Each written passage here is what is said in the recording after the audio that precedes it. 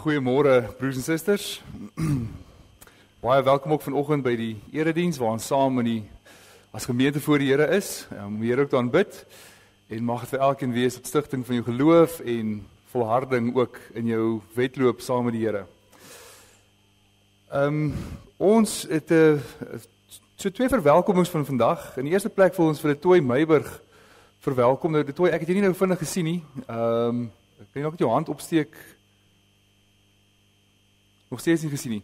Maar wie ek wel gesien het, wat nie veronderstel was om hier te was nie, is Jacobus Wessels. Hy het so stilweg aangesluit ook by die gemeente as lidmaat. Jacobus, almal ken jou, maar baie welkom ook vir jou as lidmaat hier by die gemeente. Dan vanaand sal ons vir Jason Kutse ook verwelkom. Hy is nie vanoggend hier nie, aangesien hy so baie lang naweek en vakansies is, sal ons nou vanaand doen. En dan noem ons net, as jy 'n besoeker hier is, vir die eerste keer hier by die gemeente, gaan asseblief hier by die buitedeure uit hier agter en kom ontmoet van die gemeentelede. Daar's mense aangewys om julle te ontmoet daar. Dan kan ons ook almal mekaar leer ken. Daar's 'n welkomboom. Jy sal sien daar's dan 'n bordjie, wag daar en iemand sal met jou kom gesels. Dan het ons die volgende paar afkondigings net. In die eerste plek, het ons gehoor dat Dor Engelbrecht is weer in die hospitaal opgeneem. Sy is in Cape Gate opgeneem. So ons dink ook aan haar in ons gebede. En dan ook het ons gehoor dat David Du Plessis se pa gister oorlede is. So Elmarie, julle baie sterkte vir julle vir David en mag die Here ook ryklik troos in hierdie tyd. Aan die ander kant weer, die vreugdekant, is daar ook paar afkondigings. Ons het in die eerste plek vir Paul en Fransie Snyman, wat hulle 6de kleinkind van die Here af ontvang het, en ons is dankbaar saam met hulle, en DV sal die doop ook in Desember in hierdie gemeente plaasvind. Baie geluk ook aan Willem en Andy de Villiers, met die geboorte van hulle derde kind, hulle tweede dogtertjie Janke in die week. Willem, so jy nie gelukwens sal oordra. En dan aan Rinske hulle ook, wat ook daar agter is, en Koenraad julle, ook met die geboorte van hulle dogtertjie voor laas week. Hartlik geluk vir julle. Ek sien daar's daarom ekstra hande wat kan help in hierdie moeilike tyd, maar mag ook baie vreugde vir julle wees in hierdie tyd voor. Dus jy het nie gesien, maar Willem wat net voor julle sit, sy dogtertjie is nou in die week gebore. So ja, Willem, ja.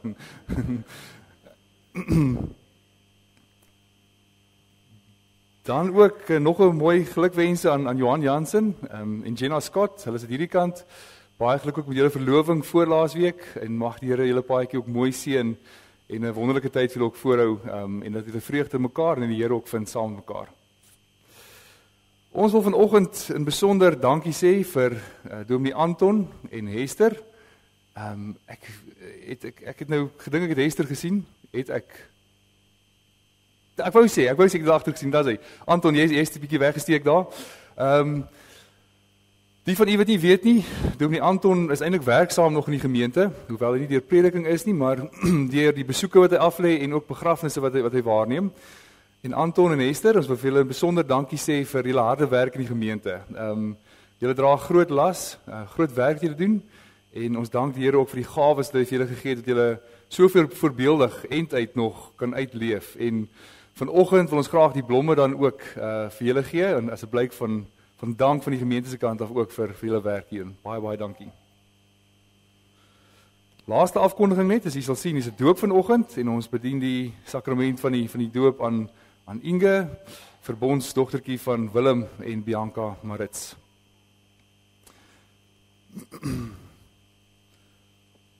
Ons wotum kom vanoggend uit Psalm 62. Net by God vind ek rus, van hom kom my redding. Net hy is my rots en my redding, my veilige vesting, sodat ek vas en stewig staan. Net by God vind ek rus, want op hom vertrou ek. God is my redding en my krag. Hy is my rots, my sterkte. God is my toevlug. Vertrou altyd op hom, my volk. Stort julle hart voor hom uit. God is vir ons 'n toevlug. Genade, barmhartigheid en vrede vir julle van God ons Vader en ons Here Jesus Christus deur die kragvolle werking van die Heilige Gees. Amen. Kom ons sing tot eer van die Here, lied 184, ons sing daarvan saam verse 1 tot 4. Die mooi woorde, lofsing die Here, die ewige, sing tot sy eer. Loof almal saam, loof hom, die Heer van die Here. En daarna kan jy bly staan vir die belydenis van ons geloof.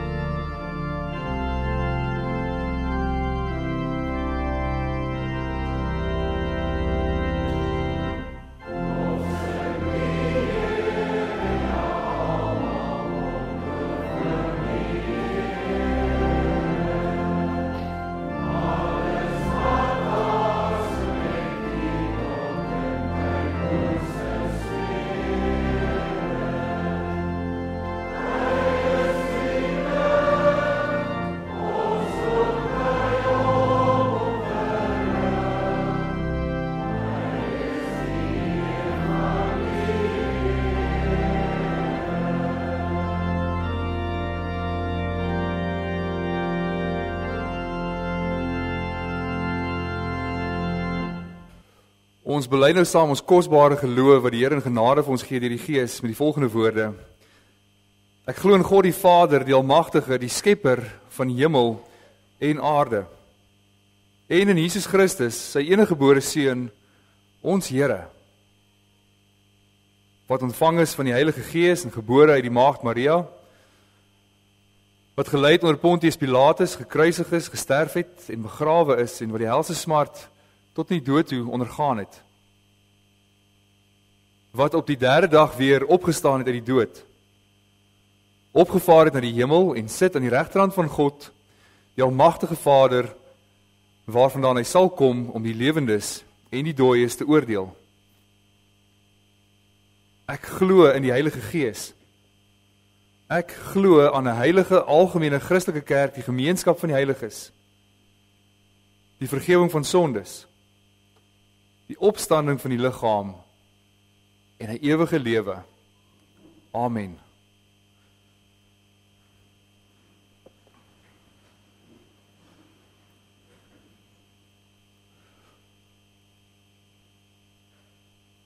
In ons verootmoediging voor die Here, onsself meet voor hom, luister ons na die Here se 10 gebooie wat hy vir ons vra in ons lewe, hoe ons moet leef om heilig voor hom te wees.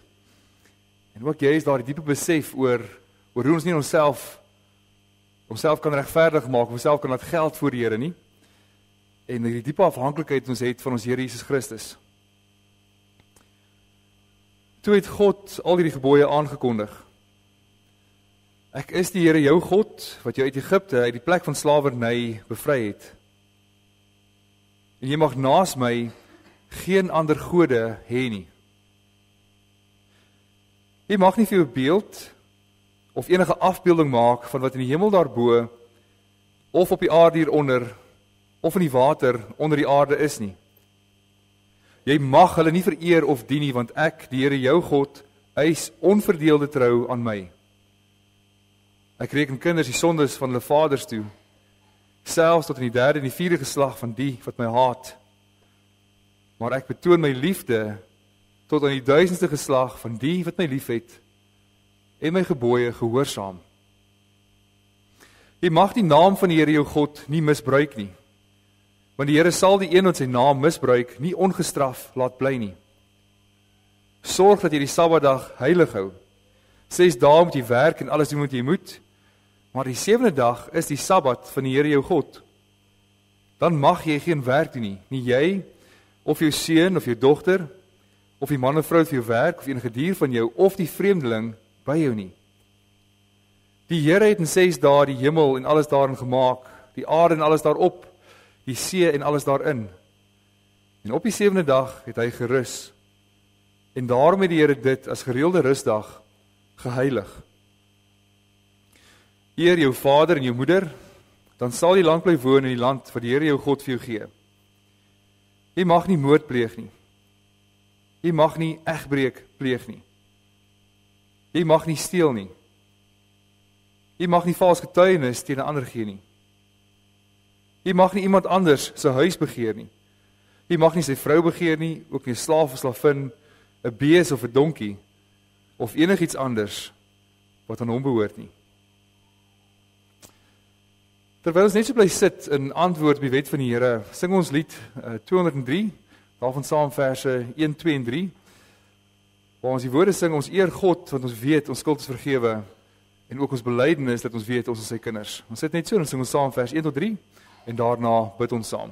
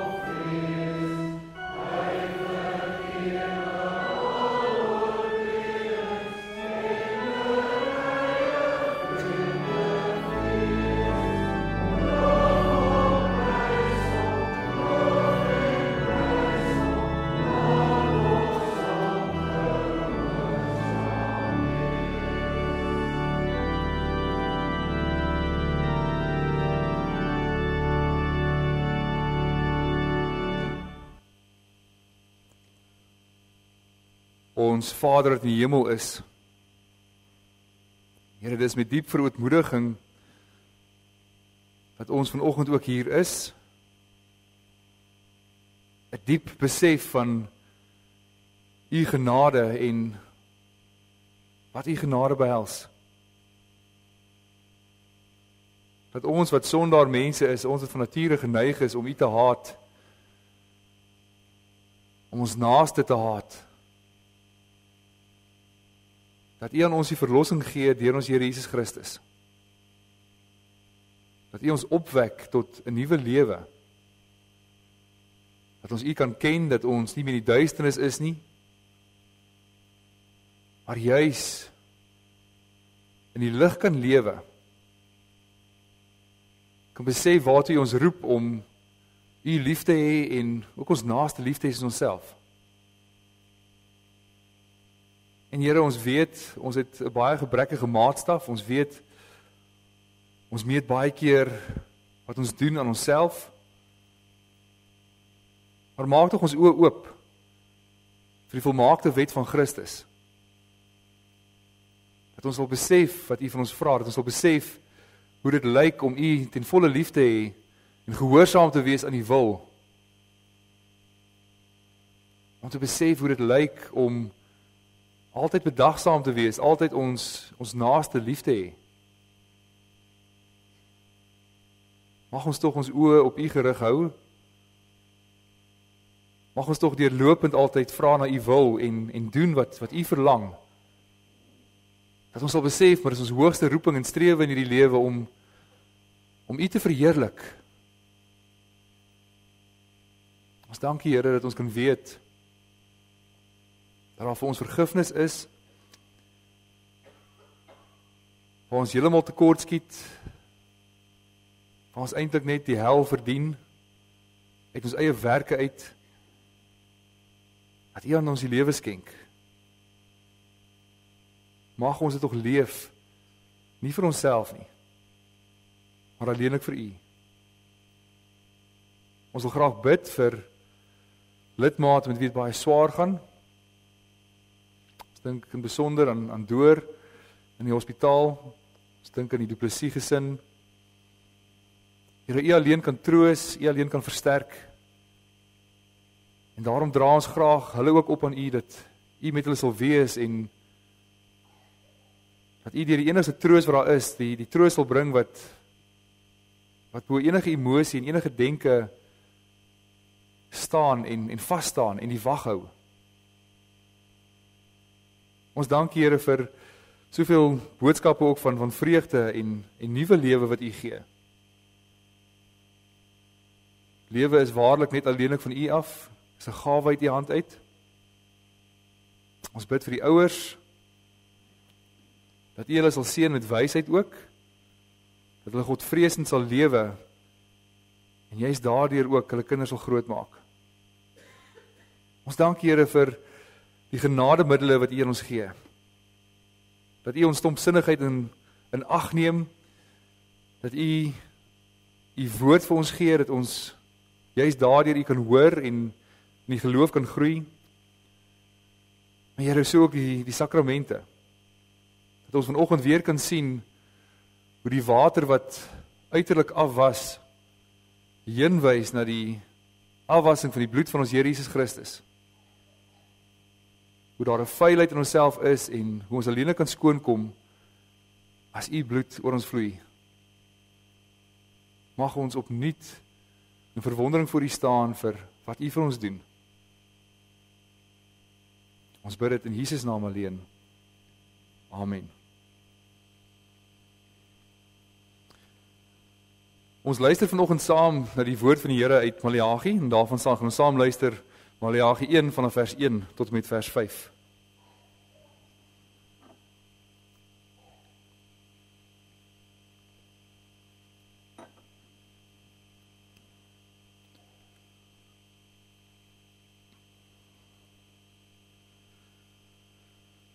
Een uitspraak van die Here, een woord van die Here aan Israel deur Maleagi. Ek het julle lief, sê die Here.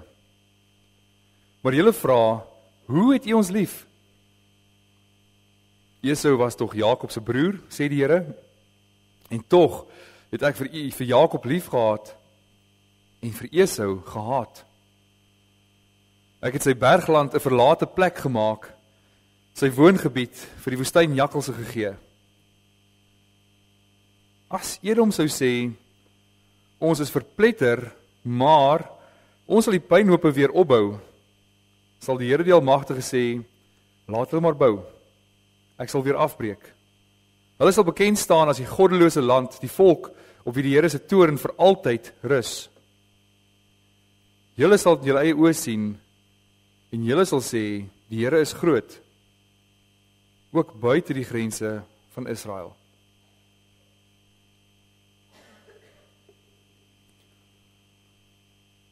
Geliefde broers en susters,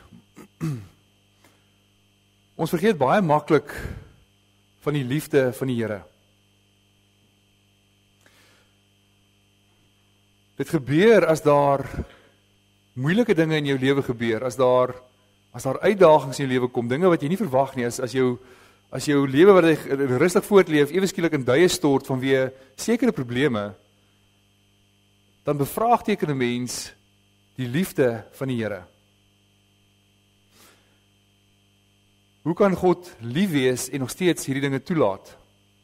En eintlik is dit 'n geweldige vraag wat die ateïste, die goddelose ook vra, sê maar, as God liefde is, hoekom lyk die wêreld soos dit lyk?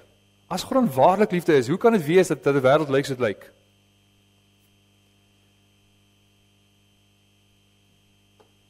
Ons bely en weet dat God liefde is. En as iets wat my sin maak as jou lewe lekker is. Ons dink baie keer dat juist dit 'n lekker lewe is gelykstaande aan God se liefde in my lewe. Maar ons dink nie aldag oor presies wat dit beteken en behels dat God liefde is en hoe sy liefde in my lewe moet lyk nie. Ons is baie voorskrifklik en sê maar, as God liefde is, dan sal dit soos volg lyk in die wêreld of ook in my eie lewe. En wanneer dit nie so lyk nie, dan bevraagteken ons God. En nou is dit so, al bevraagteken jy nie die liefde van die Here aktief nie, maar al vergeet jy van die liefde van die Here, is daar geweldige gevolge vir jou as lidmaat of as gelowige se lewe. Want sodra mens die liefde van die Here vergeet, dryf 'n mens al hoe verder weg van die Here af. Maleagi was een van die laaste profete, voordat daar 400 jaar stilte was, tussen die Ou en die Ou Testament, en die koms van ons Here Jesus Christus. En Maleagi profeteer aan die volk, en hy begin met hierdie woorde, 'n uitspraak van die Here. Of 'n ander vertaling sê, 'n godspraak. En broers en susters, dink jouself dit in vir 'n oomblik. Dat God praat. Dat die ware God wat alles geskep het, is nie stil nie. Met hoeveel agting, as ek besef dat dit God is wat spreek, met hoeveel agting moet ek as mens dan nie luister nie? En die woorde wat die Here sê, is nie net ligtelik en kan maar net verbygaan nie. Dat as die Here gepraat het, is dit eintlik al agtergrond geraas en ek steur my nie eintlik daaraan nie. Maar wanneer die Here met die mens praat, gaan dit oor sy verhouding met die mens. Dit gaan oor die geestelike toestand van die mens. Dit gaan daaroor dat die Here iets sê wat vir die mens tot geestelike opbou in sy lewe is, dat sy bevordering van sy verhouding met God is. Het sy deur bemoediging of troos vir jou as mens? Dit gaan dus juist daaroor dat God se wil is, dat hy wil hê dat sy kinders so naby as moontlik aan hom moet leef. En juist daarom praat hy met hulle, juist daarom openbaar hy homself aan hulle sodat hulle hom kan ken en nader hom kan leef. So wanneer God iets aan die mens oordra, wanneer hy tot die mens spreek, is dit altyd betekenisvol. Elke woord van die Here is geweeg. Dit is nie iets wat mens kan sê, maar ek hoef nie in daardie gedeelte te steur nie. Want die Here weet wat oral gebeur. Hy weet ook wat binne in jou in die gang is. En elke woord wat hy spreek is skerp. Elke woord hy spreek sny in 'n mens in. Dis doelgerig. Die woorde van die Here kom presies die regte tyd om 'n sekere situasie aan te spreek. En in hierdie konteks van Maleagi sien 'n mens dat die volk aan wie Maleagi die boodskap moet bring, as mens nou die res van die profesie gaan lees, sien 'n mens dat hulle is baie kortsigtig. Hulle is hardkoppig. Hulle het afgedwaal na ballingskap. Met ander woorde, selfs na die ballingskap leef hulle nie meer naby die Here nie, maar klaar by begin afdwaal. Hulle het hulle harte begin verhard teenoor die Here. En jy is daarom gemaklik geword met hoe hulle die Here dien. En dit kom baie duidelik na vore in die res van die boek, waar daar staan, daar's nie meer eer vir God nie. In hoofstuk 1 sien die mense dat hulle ken nie meer God en sy liefde nie. Dat hulle het sorgeloos geraak in hulle aanbidding. Hulle gee nie meer om oor die voorskrifte van die Here, oor hoe hy aanbid moet word nie. Hulle doen dit net soos hulle self wil. Hoofstuk 2 sien mense, hulle is onverskillig teenoor die waarheid. Mense sien hulle is ongehoorsaam in die verbond. Hulle is ontrou in hulle huwelike. Hulle is suinig in hulle gee van hulle offers vir die Here. Dis hoe die volk lyk, en nou kom die Here en hy bring hierdie spraak, hy praat met sy volk. En hierdie profetiese briewe, en spesifiek ook Maleagi, is 'n terugroep vir die volk, en sê maar wees gehoorsaam aan God, deur gehoorsaam sy voorskrifte na te kom. En dis wat God se woord doen. Dit keer nie leeg terug na God nie. Dit maak of hulle harte oop, of hulle verhard hulle weer vir die woorde van die Here. Maar die Here se werk is dat hy insny daar in die mens se hart in, dat die mens bekeer tot God. En wat dan so merkwaardig is van hierdie Godspraak, as die Here met die volk praat, is dat die Here begin om sy liefde aan die volk te openbaar. Dit begin nie met 'n lys van sonde, maar julle doen dit en dit en dit en dit verkeerd nie. Die Here ken hulle deur en deur. Hy ken al hulle gebreke, al hulle gebrek en ywer om die Here te dien van harte. Hy ken hulle gebrek in hulle huwelike en hulle offers en hulle aanbidding. Maar hy stuur 'n profeet na hulle om die heel eerste te herinner en sê maar, ek het julle lief. Weet dit, besef dit, ek het julle lief. Voor enigiets anders hulle moet hoor, moet hulle hierdie woorde heel eerste hoor. Ek het julle lief. So dit wat aanleiding gegee het dat hulle self liefdeloos leef, is dan nou juist hierdie feit, dat hulle geestelik blind geword het vir hierdie feit, dat God hulle lief het. Hulle het van hulle kant af nie meer ag gegee op 'n besef van dat die Here hulle werklik waar lief het nie. So met ander woorde, hulle twyfel nie in God se bestaan nie, hulle twyfel nie in God se eienskappe nie, maar hulle geloof, hulle godsdienst het hulle 'n slaafse nakoming van moeds en moenies geword, want hulle ken nie meer God en sy liefde teenoor hulle nie.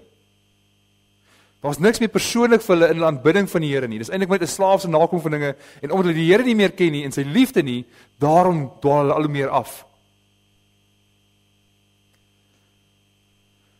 Besef nie meer sy liefdevolle teenwoordigheid by hulle nie. En we sien eintlik dieselfde wat gebeur by die heel eerste sonde van die mens. En hoe dit eintlik 'n patroon is in die mensdom, dat by Adam en Eva, die Here gee die oorvloedige tuin vir hulle. Hy sê vir hulle maar van al die bome in die tuin mag julle eet en daarvan geniet. Behalwe een boom. En as die versoeking kom, vra die slang, het God dan gesê hulle mag van geen van die bome in die tuin eet nie? Met ander woorde, vergeet half dat God is ruimhartig, dat God is liefde en hy gee in oorvloed vir die mens. Hy hou dit uit die aangesig uit en hulle dink net dat die slang sê, maar God het nou gesê, mag ek van geen van die bome in die tuin eet nie. En dan dwaal hulle harte af, weg van die Here af. Maar die eerste woorde wat die volk moet hoor, is die Here wat sê, ek het julle lief. En wat 'n besondere woorde is dit nie as jy dit hoor van iemand nie. Iemand wat jou geliefde is. As hulle hierdie woorde vir jou sê, maar ek het jou lief. Want dit is woorde wat opbou, dit is woorde wat jou verborgen laat voel, dat jy veilig is by iemand. Dat jy weet dat hulle sal in jou belange optree. Hulle sal vir jou dinge doen, ten koste van hulle self. En hoeveel te meer nie as jy hoor die Here sê vir hierdie woorde, maar ek het jou lief. Was niks heerliker vir jou as 'n mens om te kan aanhoor hierdie woorde wat die Here vir jou sê, ek het jou lief.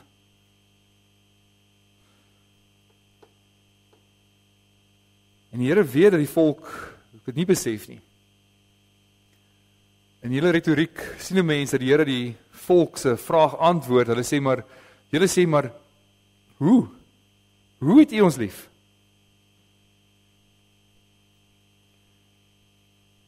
En dis 'n vraag wat elkeen van ons moet kan antwoord.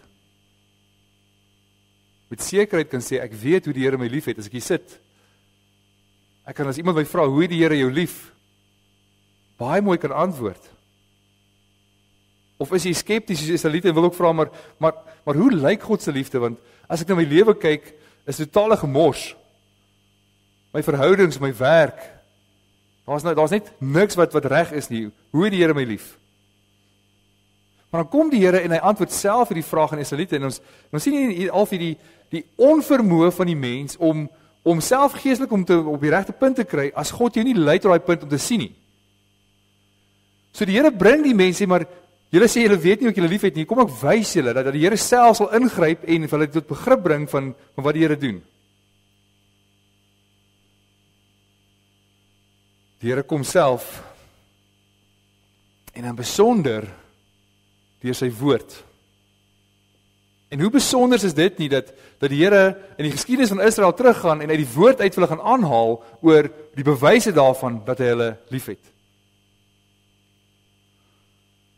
Die antwoord die Here self gee oor liefde is nie die standaard antwoord wat ons altyd verwag nie. Die Here sê, is Esau nie Jakob se broer nie? Nou die Israeliete is vernoem na Israel, wie se naam eers Jakob was en nadat hy die engel van die Here gestoei het, sy naam verander na Israel toe. En hulle het geweet dat hulle voorvader Israel was Esau se tweelingbroer gewees, hulle dieselfde ma gehad, Rebekka, tweeling gewees. Hulle het geweet dat Esau was ook nog die oudste en hy moes eintlik die gebruikelike dubbele seun gekry het as 'n oudste. Hy het dus die gebruikelike regte en voorregte gehad van die oudste. So wat die punt daarvan dat die Here vir hulle so antwoord gee? Die punt is dit, dat op grond van wie Jakob is, of met ander woorde Israel, op grond van wie Israel is, kon die Here net sowel vir Esau gekies het, eerder as vir Jakob. Maar die Here maak dit baie duidelik, hy het gekies, hy het 'n keuse gemaak, hy kon albei gekies het, of hy kon nie een van hulle gekies nie, maar hy het 'n keuse gemaak, dit is nie twee broers. En hy het vir Israel gekies en sê, maar Israel, jy is myne. Ek gaan kies om my liefde aan jou te bewys. En hy het vir Esau verbygegaan. So wat is God se antwoord op die vraag, maar hoe het jy ons lief gehad? Sy antwoord is, ek het jou lief gehad met 'n vrye, soewereine, onvoorwaardelike uitverkiesing. Dis hoe ek jou lief gehad het. My liefde is om jou uit te kies, want ek het jou en jou nageslag bo jou broer Esau gekies. En my liefde is 'n onvoorwaardelike liefde, want ek het jou gekies voordat jy enigiets gedoen het. Voordat jy as mens enige goed of kwaad gedoen het, ek jou gekies. Voordat jy aan enige voorwaardes as mens voldoen en sê maar as hy daan sal voldoen, dan sal ek hom kies. Niks. Toe jy nog in jou moeder se skoot was, het ek jou gekies. En dit is 'n soewereine liefde, want die Here sê maar, niemand het my beperk nie, niemand het my forceer om hierdie keuse te maak nie. Daardie keuse kom uit myself uit, ek het self gekies om my liefde uit te stort op jou. Ek was heeltemal in my eie beheer toe gekies om my liefde op jou uit te stort.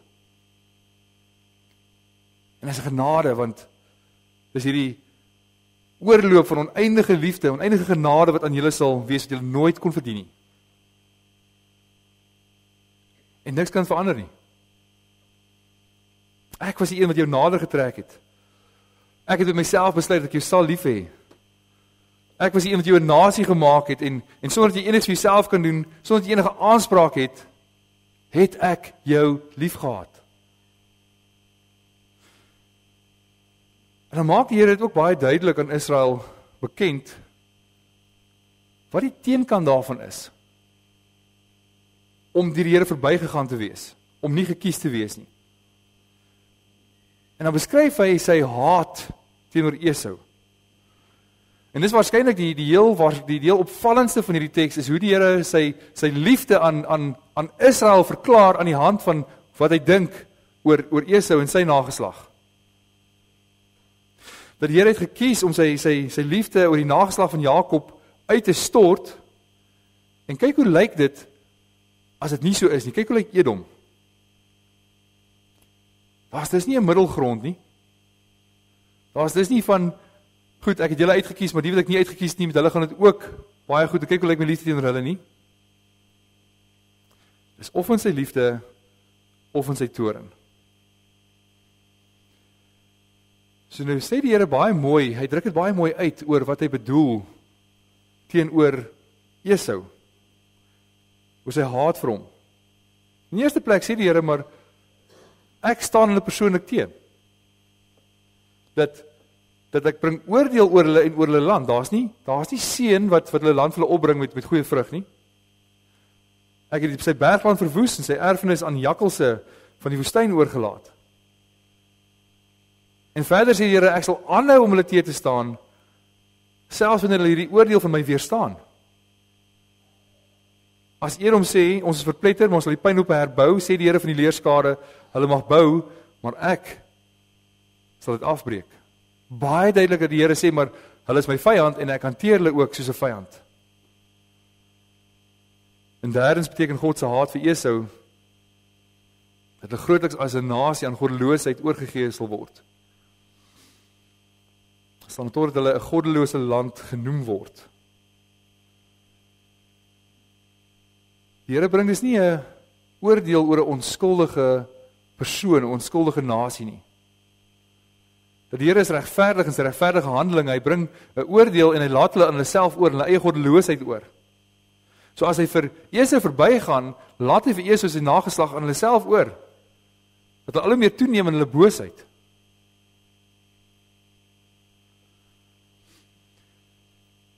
So God het nie die nageslag van Esau uitverkies nie. Hy het by hulle verbygegaan en hierdie uitverkore liefde net vir Israel gegee. En jy is daarom Esau in hierdie goddeloosheid oorgegee wat net tot die oordeel van God verder en al hoe meer lei. En dan sê die Here, jy's dit, dat hy sal vir altyd toornig wees teenoor hulle. Dat daar's 'n ewige verbygaan van hulle. Dat dit 'n ewige effek wat die Here doen. Dat hy sal nooit op 'n stadium sy liefde van Israel terugtrek nie, net soos hy nooit sy oordeel op 'n stadium van Esau af terugtrek nie. En dan sê die Here, julle sal dit sien. Julle sal besef dat die genade van die Here is baie besonder, sy liefde vir julle is baie besonder. Hulle sal die liefde van die Here vir Israel baie duidelik daarin sien. Hoe die Here in ander lande ook werk en hoe dit by hulle gaan. En ook hoe dit lyk as die liefde van die Here by hulle is. En broers en susters, dit bring 'n geweldige ontzag vir die Here by 'n mens as mens hierdie woorde hoor. As jy besef maar wat die liefde van die Here vir my behels. Daar is so baie mense wat die Here nie ken nie. En mense sê nie hulle is nie uitverkies nie, die evangelie moet nog verkondig word en hulle kan tot geloof kom. Maar daar is so baie wat dit sal verwerp, daar is so baie wat in die Here se uitverkiesing verbygegaan is. En die feit dat jy die Here kan aanbid, die feit dat ons as gemeente kan saamkom die Here te aanbid, is net hierdie genade van die Here. Dat hy jou liefhet en jou uitgekies het om jou lief te hê en sy liefde op jou uit te stort vir ewig. Maar daar's niks in jou wat jou meer besonder maak as iemand anders nie. As 'n ander mens, jy is nie 'n minder bose mens en daarom die Here jou uitgekies nie. Daar's nie iets van my eie prestasie en daarom het ek die Here gekies nie. Maar is alles die soewereine wil van die Here wat hy kies om sy liefde op jou uit te stort.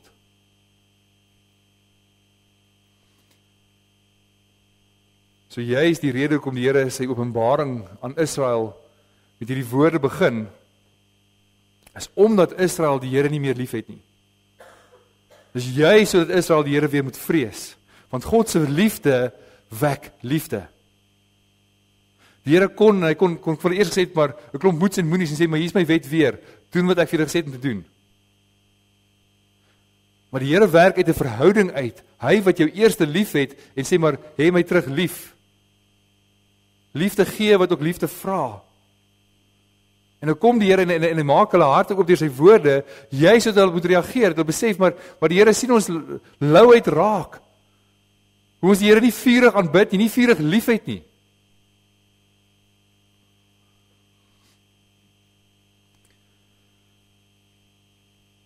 Broers en susters,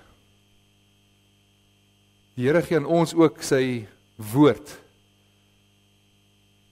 Dis ook God se woord. Die woord van die Here, die Bybel. Juist sodat ons daaruit ook sy liefde vir ons kan weet. En juist daarom is dit so noodsaaklik om te hoor wat die Here sê.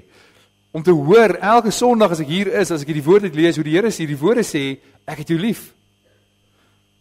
Want die Heilige Gees kom en hy maak hierdie stomsinnigheid van my, oor hoe ek die Here nie meer ken nie, skerp. Om te besef opnuut wie die Here is en wat hy vir my gedoen het. Want hy wys my die heel grootste liefde. Die boek Efesiërs begin Paulus ook juist hierdie brief om God se werk duidelik te maak, dat hy ons met al die seëninge van die Gees geseën het, wat daar in die hemel is. Nog voordat die kerk van die Here enigiets gedoen het, het die Here haar geseën met al die seëninge van die hemel. Nog voor die wêreld geskep is, het hy sy kerk in Christus uitgekies om aan hom te behoort. Hy het gekies om sy liefde op haar uit te stort. So Paulus gebruik en later in Romeine ook juis hierdie argument van Maleagi om die hele punt van die uitverkiesing aan die gemeente in Rome duidelik te maak. En die gevolgtrekking wat hy sê waartoe die hele uitverkiesing van die Here 'n mens moet lei, is dat God se besluit nie afhang van enigste mens doen nie. Maar dit hang net af van hom wat jou roep. Ook dat God nie onregverdig is nie, maar dat hy barmhartig sal wees oor wie hy barmhartig wil wees, en dat hy hom sal ontferm oor wie hy hom wil ontferm. Dit hang dus nie af van 'n mens se wil of strewe nie, maar van God wat barmhartig is. Romeine 9. Ons sien dus hoe God se liefde by die mens uitkom, hoe God kies om sy liefde uit te stort en hoe dit by jou uitkom. In die eerste plek dat God voor die grondlegging van die wêreld gekies het om jou lief te hê, maar hoe daardie liefde tot krag kom, dit gebeur deur die bloed van sy seun Jesus Christus. Dat juist deur hom ontvang ons daardie liefde. As hy in die kruis sterf en ons sonde op hom neem, ontvang ons daardie liefde van God. Dis juist die liefde wat hy vir ons wys. Dat Christus het vir jou gesterf, nie omdat jy so spesiaal is of ons verdien het nie, omdat God gekies het dat hy vir jou moet sterf. Omdat die Vader besluit het dat al die hemelse seën wat daar te gee is, gaan hy vir jou gee. Dat ons hierdie oorvloedige liefde van God beleef, liefde wat vas en seker is, dat niks jou van God se liefde kan skei nie.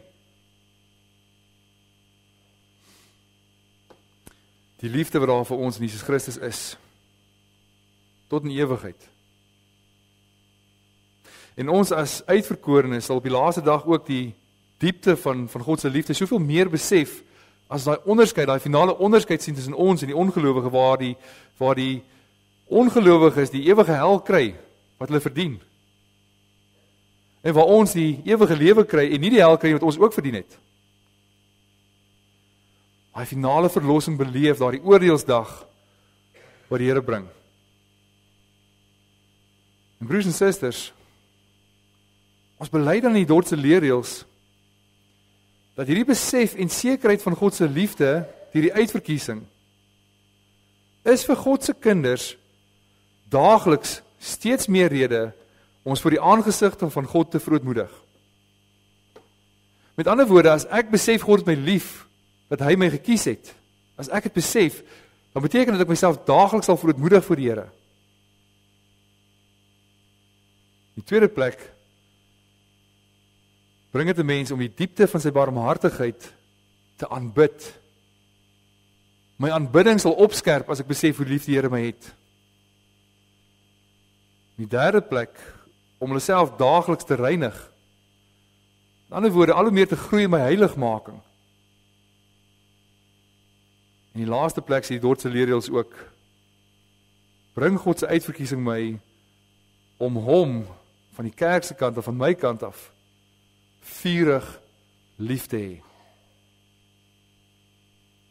So wanneer die liefde van God verdwyn, wanneer ek dit nie meer sien nie, reflekteer dit in 'n gelowige se lewe. Ons sien hoe God in die verhouding met ons leef, ons sien wat die Here van ons vra, maar as ons dit nie meer sien nie, dan dwaal 'n mens al hoe meer weg. Dan raak al die aanbidding van die Here al hoe meer afgewater, al hoe meer flou.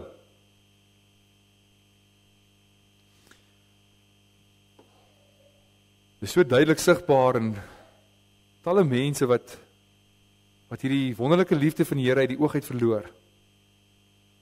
En juist daarom kom die Here telke male, elke Sondag, en kom verkondig hierdie liefde aan ons. Onthou, ons leef in 'n verhouding, onthou ek het jou lief. Ek het my seun vir jou gegee, sodat jy kan lewe. Daar is nie groter liefde wat in jou bewys kan word nie. En juist daarom moet ons die Here ook lief hê. En ook waar ons vanoggend weer die doop waarneem, besef ons opnuut, dis genadewerk van die Here. Dis God wat sy genade aan ons betoon. Dis nie ons wat God nader nie, maar dis hy wat ons in sy verbond inbring. Dis hy wat vir klein Inge in sy verbond inbring en sê, maar ek sal vir haar God wees. Dis hy wat sy beloftes gaan maak teenoor haar. God se uitverkiesende liefde troos ons as gelowiges geweldig baie. En dit roep ons op om nie te bekeer en die Here lief te hê, sy liefgehê moet wees. Dit bring ons elke keer om terug te kyk na die kruis en te sien die woorde wat dit uitspel, God is lief vir my. Dan kan ek nie anders nie, as om ook van my kant af, God vurig lief te hê. Amen. Kom ons staan en sing ons tot eer van die Here, Psalm 135, ons gaan daarvan verse 1, 2 en 3 sing, waar ons die woorde sing, loof die Here se goedheid luid, want hy kies vir Jakob uit. Voor al wat die mens vereer groot, dit weet ek, is die Heer.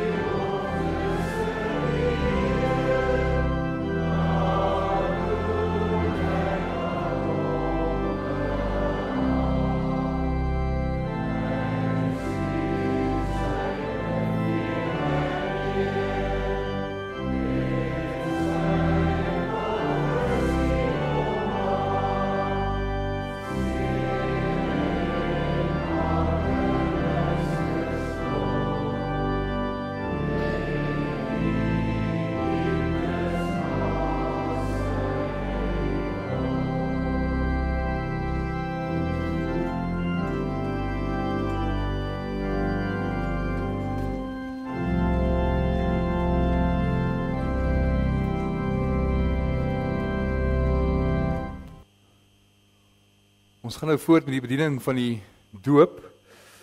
En ek gaan die formulier vir ons voorhou en ek gaan eers vra dat Willem en Bianca asseblief vir ons na vore kom.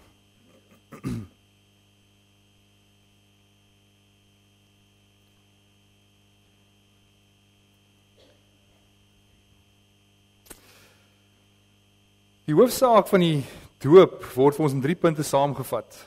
In die eerste plek oor ons sonde. Ons en ons kinders is in sonde ontvang en gebore en is daarom onder die toorn van God. Dit beteken dat ons nie in die ryk van God kan inkom nie.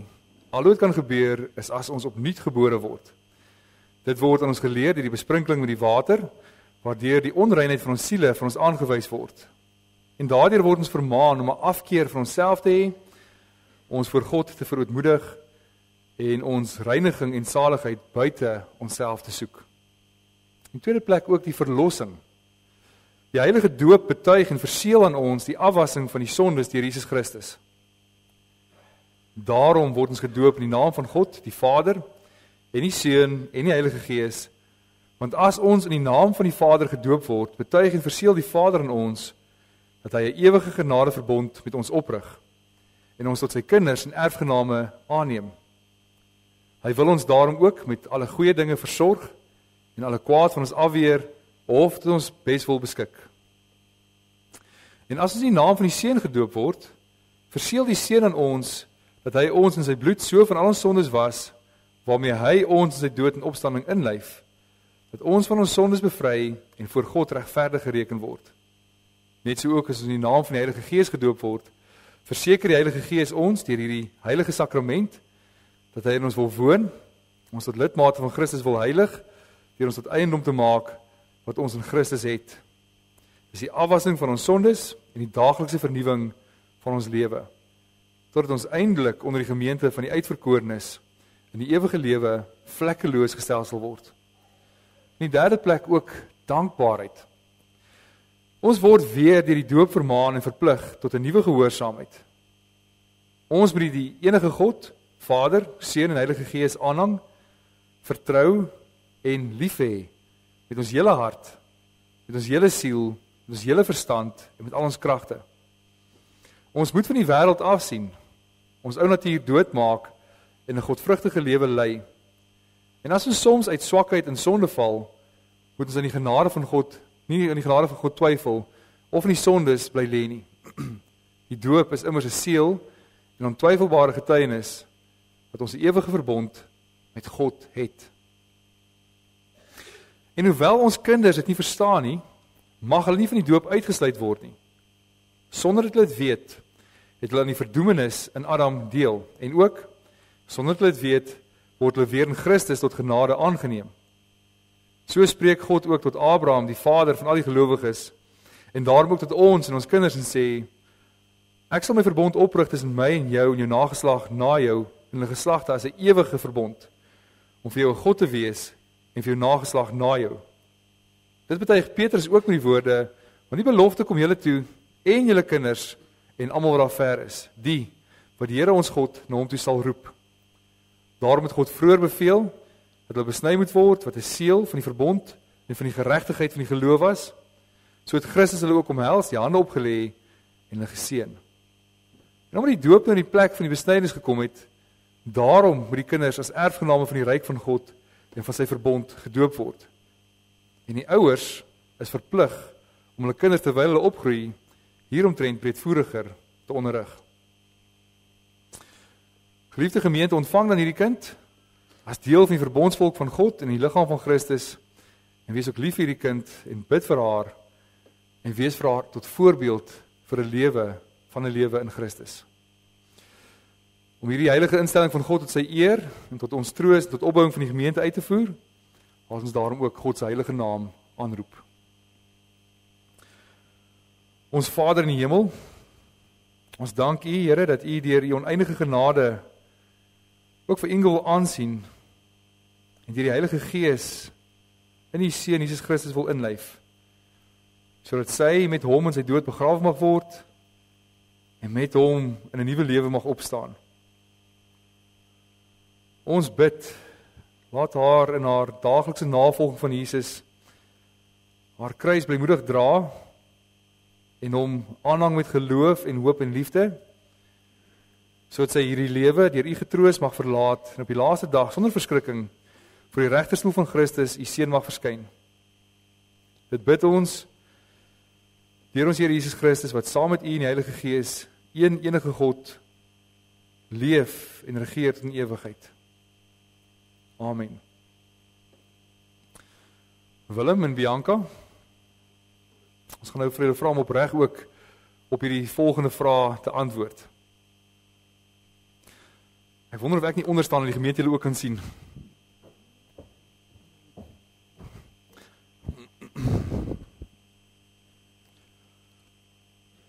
Willem en Bianca, julle het gehoor dat die doop 'n instelling van God is om aan ons en ons kinders sy verbond te verseël. En daarom doen ons dit nie uit gewoonte uit of uit bygeloof nie. Om vir almal sigbaar te maak dat dit julle gesindheid is, dat julle van julle kant af ook opreg op hierdie volgende vrae antwoord. Ten eerste, hoewel Inge in sonde ontvang en gebore is, bely julle nogtans dat sy in Christus geheilig is en daarom as lidmaat van sy gemeente behoort gedoop te wees. In tweede plek, bely julle die leer wat in die Ou en die Nuwe Testament en in die artikels van die Christelike geloof vervat is en die Christelike kerk geleer word, die ware en volkome leer van saligheid is. En derdens, beloof julle en neem julle voor om vir Inge, wanneer sy dit kan verstaan, haar in die leer van die woord na julle vermoë te onderrig en te laat onderrig. Wat is hierop julle antwoord? Ek vra dan dat Inge asseblief na vore kom.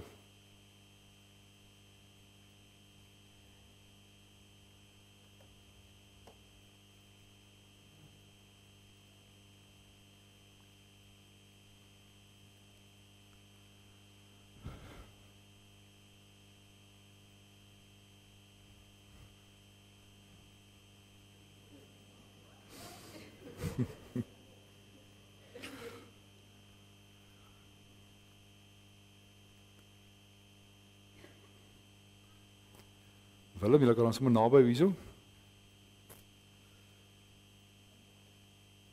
Inge Maritz, ek doop jou in die naam van die Vader en die Seun en die Heilige Gees.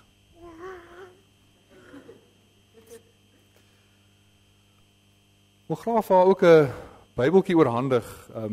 Die ouma wat die Bybel het, asseblief na vore kom en vir hulle gee.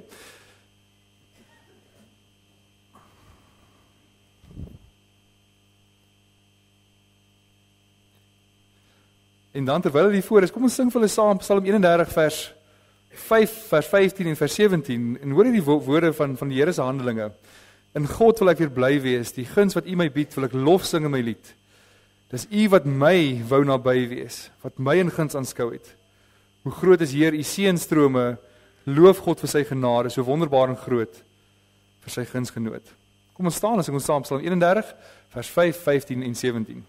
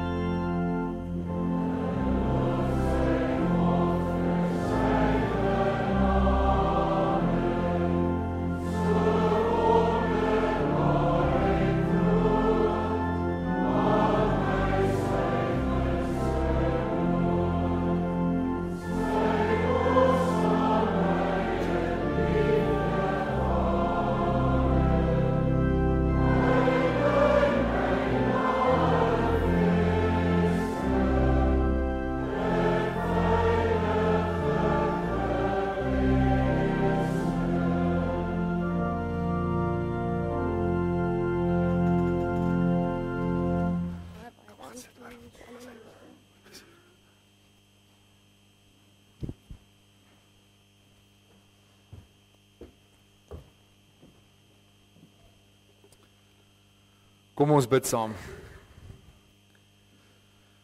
Ons Vader in die hemel is, Here, aan U kom toe al die lof en al die eer en al die aanbidding. Is U wat ons eerste lief gehad het, wat ware liefde is nie dit nie, wat ons mekaar vir U het nie. Wat ware liefde is wat U vir ons wys in en deur ons Here Jesus Christus. En ons bede is, Here, dat ons elke dag daarin herinner sal word, sal besef wie ons is as gelowiges, as Christene, dat ons die naam van Christus dra. Juis omdat ons deel het in sy salwing, juis omdat ons saam met hom gesterf het en saam met hom opgewek is. Mag ons, Here, bly groei in die geloof, mag ons bly volhard ook in die toewyding wat ons aan U moet wys. Ons bid ook vir Inge en haar lewe, dat U met haar sal wees, en haar sal lei ook, dat sy ook van kleins af sal leer ken, sal sien hoe dit lyk om 'n godvreesende lewe te leef, by haar ouers, en Here, dat sy ook deur die lewe deur U getroos mag word, tot op die dag wat sy ook vir U as regter moet staan. Ons bid dit in Jesus naam alleen. Amen. Ons bydraes, ons kollektes vanoggend gaan vir die instandhouding van die erediens, as ook vir Gracie Park. Dit kan by die deure afgedra word of elektronies via Zapper of 'n EFT. Kom ons staan en sing ons ten slotte saam Psalm 73 vers 10 en vers 11. En hoor hoe mooi is dit, hierdie woorde: U wat my regterhand gevat het, U sal my voortlei deur U raad.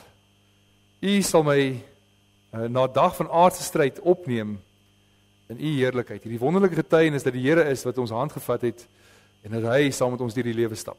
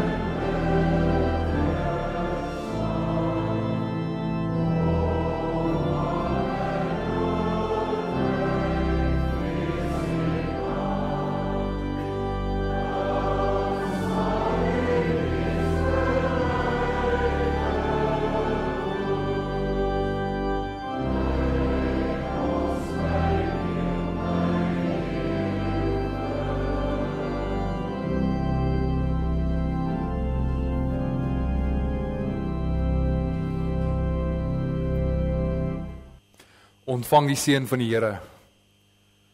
Die genade van ons Here Jesus Christus en die liefde van God ons Vader en die gemeenskap van die Heilige Gees is en bly by elkeen van u. Amen.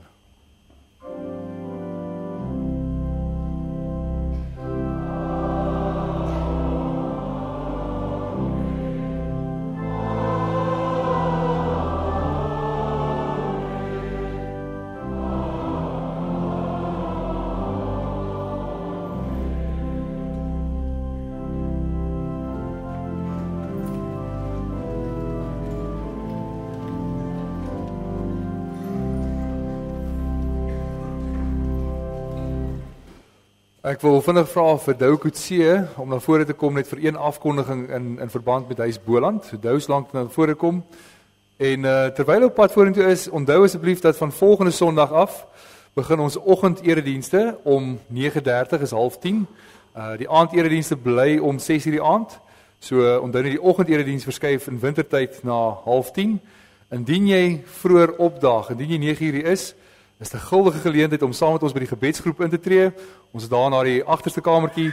Andersins net wonderlik om ander lidmate te verwelkom wat ook baie vroeg is. Dit sal ook goed wees. Goed, onthou baie dankie. Môre broeders en susters en kinders. Ek wil u net so 'n bietjie toespreek oor 'n geleentheid wat u nie kan laat verbygaan nie. Dit is ons kermis by Huis Boland. As die Here wil, wat sal plaasvind op die 10de Mei. Nou, u weet, dis elke jaar kermis. U weet waarvoor die opbrengs gaan, ons het al by verskeie geleenthede vir u gesê. En dit is maar vir die inwoners van Huis Boland. Nou, ek weet nie of u almal weet waar Huis Boland is nie. As u nie weet nie, dis dit eintlik baie lelik. Dan moet u sorg dat u agterkom en die pad toe vat die Saterdag. En ons wil ook nie mense met kort armies en diep sakke nie, kom met 'n vet beursie en dat hy plat huis toe gaan. Jy kan daar kom goed koop, daar's tal allerlei goed wees, worsrolletjies, pastye en baie ander goed, en dan ook sal daar vir die kinders bietjie pret wees en vir ons almal, so jy moet maar gerus kom. Die kinders vra ons veral om te kom, want baie van die bejaardes daar het kleinkinders, maar party het ook nie kleinkinders nie, hulle is ver van hulle af, so julle kom, dis julle oupas en oumas, want in die geloof is ons almal familie, dis julle oupas en oumas wat daar is, hulle sal bly wees om hulle te ontvang, hulle maak hulle huis vir julle oop, so ons verwag dat julle daar sal wees in groot getalle, baie dankie.